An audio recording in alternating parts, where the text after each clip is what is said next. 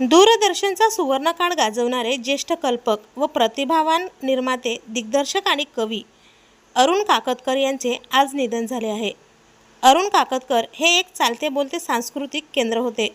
ते दूरदर्शनवर नोकरीत असताना त्यांचे मुंबईतले घर म्हणजे अनेक मराठी कलाकारांचे मुंबईत उतरण्याचे हक्काचे ठिकाण होते।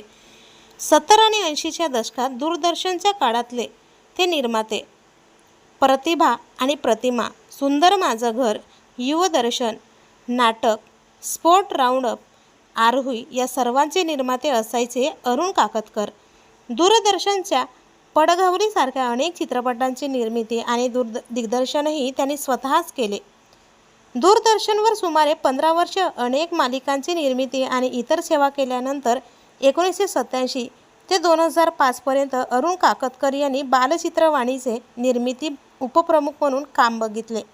तेव्हा त्यांनी 10 वर्षे स्वतःला बालचित्रवाणीमध्ये लहान मुलांचे मनोरंजन करत वाहून घेतले होते। निर्माते म्हणून काम करत असतानाच अरुण यांनी स्मिता पाटील आणि लक्ष्मीकांत बेर्डे अशा कलाकारांना दूरदर्शनवर आणले।